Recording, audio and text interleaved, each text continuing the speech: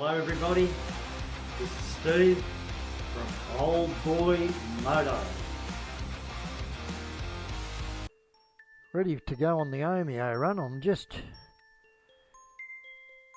checking out my helmet, making sure it's all good. There's always a bit of fiddling around with this bloody thing. Anyway, I'll jump on the bike because I'm setting up this camera before I go.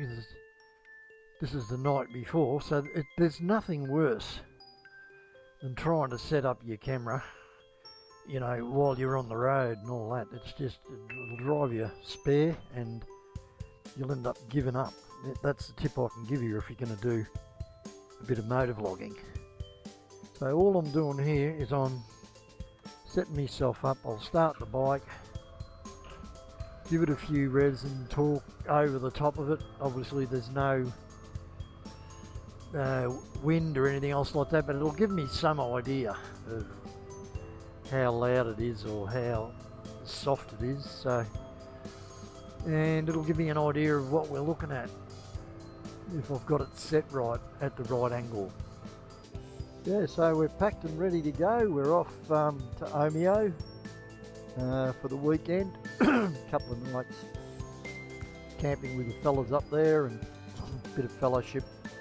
So just before we go, I'd just like to say a prayer. Just dear God, just give us safety along the road. You know, keep all the mad people in cars away from us, and make sure everyone's switched on with their riding. Also take care of our families while we're away, and we ask it in Jesus' name. Amen. The valve stem was loose. I couldn't believe it. That's the first time that's ever happened to me. I've never had a valve stem come loose on a motorbike, and I got the little tool out. So yeah, inside the stem the little valve was loose, so that's one to check if you can't find a puncture on your tyre. Okay guys, this road here might look a little bit familiar to you. This is the one I came down when I went up to the Buckland Valley. So you go right to Myrtleford or left to Yakandanda.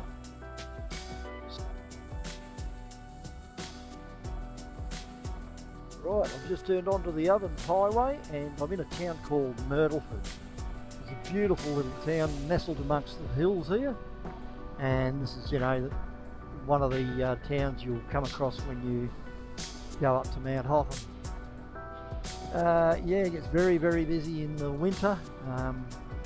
This town here, I guess it's just an average sized town, probably maybe a population of 5,000 or 6,000. Not quite sure, but it's got a rich history, especially back in the old days. Well, when I say old days, back in the 60s, 50s and 60s. It was Victoria's main centre for growing tobacco. A lot of immigrants moved to Myrtleford from Italy, Yugoslavia, Spain, from all over the world. Moved to Myrtleford to start farming, to get work and stuff like that after they immigrated. My father included. He did a couple of years of tobacco up here as a share farmer.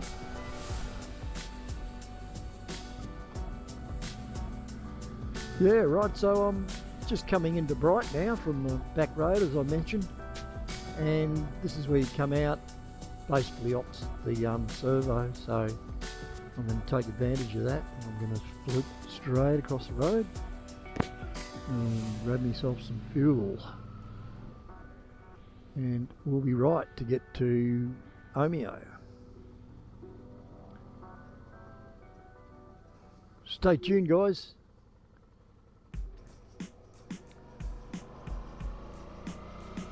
Yeah, so just filled up and leaving Bright now, so just thought I'd turn the camera on so you can get an eyeball full of this beautiful avenue. This is the road out of Bright towards Harrietville. It's just beautiful trees and mostly pines. Yeah, so we're just just getting into a little town called Smoko. Now I thought I'd just turn the camera on because the scenery is just stunning. As you can see in front of us, you've got Hotham and all that. It's just great, and it's just a taste of things to come, really. Yeah, I never realised that there is a rail trail all the way from Bright. That's terrific. That's just a new addition. That goes to show how long it's been since I've been up here. I used to deliver firewood here to some really nice people, and yeah, I miss seeing them. They were really good customers, and they were just really nice people. So that's Fine Food, Ice Creamery Cafe. Don't know whether it's that one. Fine Food sounds alright. I don't think it'd be the run-of-the-mill bakery that'd be selling I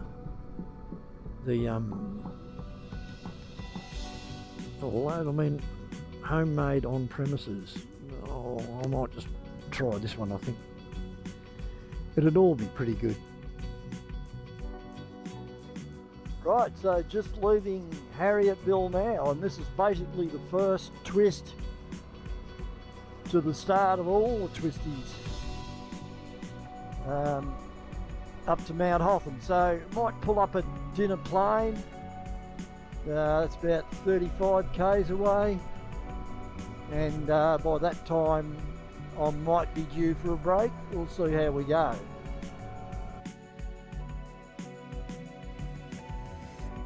Just thought I'd pull up just off the side of the road here, way before Dinner Plain, but look, the scenery's just stunning. Looks like there's a road right across the top there, and I can actually see a car going across. Don't know exactly what that one is or where it leads to. I'm not sure whether that's the Blue Rag Range track. I'm not sure, because there's lots and lots of tracks up there in the high country that you can get to from this road. Yeah, so I'm just pulling over here and there just to get some footage, because the scenery is pretty stunning. We're starting to get up into Mount Hotham now, and yeah, the landscape's really changed. We're into the snow gums. I'm not quite sure on how high we are, probably around 1300. No, here we go. We're at Dungies Hollow, and it's 1455 metres. So we're well up over the snow line. As you can see, everything's marked in yellow. There's orange posts with depth markers for when, for when it snows. Yeah, so we're at Danny's Lookout, 1705 metres. Oh boy, just incredible. Look at this, it's just fantastic. Beautiful stuff. There we go. Victorian Alpine country. Amazing stuff. Yeah, still stunning views, obviously. We're at the ski village, so this is the entrance to the place. Yeah, little tunnel to signify 60 kilometres an hour. It's actually a township, people live up here year round. But the summertime is a lot quieter, obviously, and they rely on the ski season.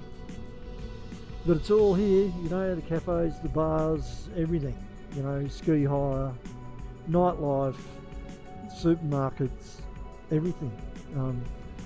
And, the lucky ones own property up here, and they've got their own chalets and stuff like that, which is great, it's great. Top spot, Mount Hotham Ski Village. Oh no, so we're at Dinner Plain, and Omeo is only 43 k's away. This gets a busy little place, believe me, because it's a rest stop for a lot of people. As you can see, there's a million bikes here, push bikes that is. These guys have got balls, I'll tell you. ride these hills. I doubt whether I could do it. I wouldn't get 500 metres up the road. I'm just going to pull over here. This is we're about 1700 feet, I think. This is called Blowhard Hut, and yeah, it's a different name, obviously, because it blows pretty hard up here.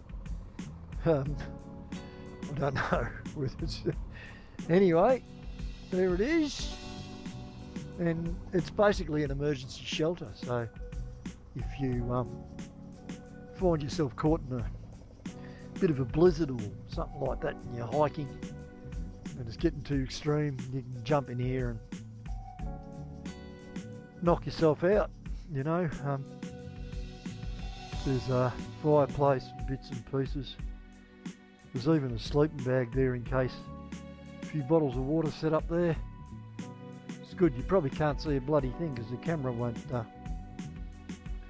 pick it up, but yeah, it's all pretty tidy. And I'd say that in the winter they'd probably fill that with firewood for you. There's plenty of that around, so yeah, good stuff. Yeah, so I've just pulled up a few k's before Omeo, and there's a bit of a lookout here, and I thought I'll pull in and have a bit of a gander. Yeah, so that's the township of Omeo down there. So we've still got a way to go. That gives you an idea of Omeo, how it's nestled in amongst all the hills, and you can see all the Victorian ranges there in the background and the bluish colour. Not a bad little spot. Very nice. It's just starting to warm up.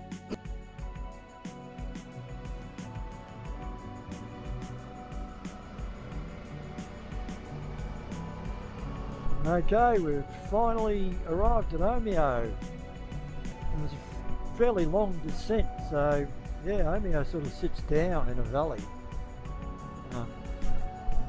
So it's a really pretty town, you know, sort of nestled amongst the hills, but yeah, it's sort of been a descent from Mount Hotham all the way down. So.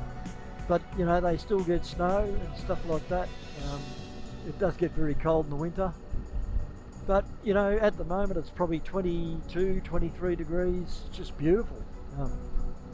It'll dip down to about 10 tonight, and that's just comfortable for sleeping, so no complaints. Yeah, so we're in the 60k zone. The first petrol station here on the left hand side is usually open all the time. It's got a big store. I can smell the coffee. I can smell lunch being cooked. Lots of four-wheel drives around. Should be a few bikes around too. Never short of bikes. So that was cutting it pretty close, mate. Yeah, very busy little town. Don't know what he stuck his hand out the window for, that bloke, but anyway. Yeah, so just having a bit of a look around for the fellas. That might have been a couple of them sitting over there, but I don't know. Anyway, I'm going to head off to the caravan park.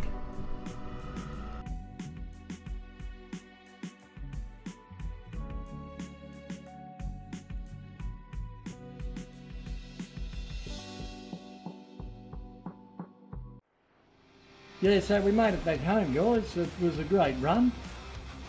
Beautiful country up there, up in the mountains there. Omeo is a beautiful place, so hope you enjoyed it.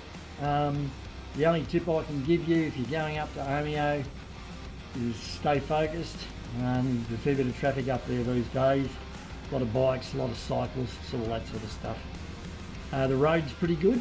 There's a few rough patches through Kabungra, which I think they're getting onto, and that'll be fixed up. That's pretty rough through there. But otherwise it's all pretty good, and the only other advice I can give you is just get out there and do it. Catch you next time, guys. Please like and subscribe. God bless.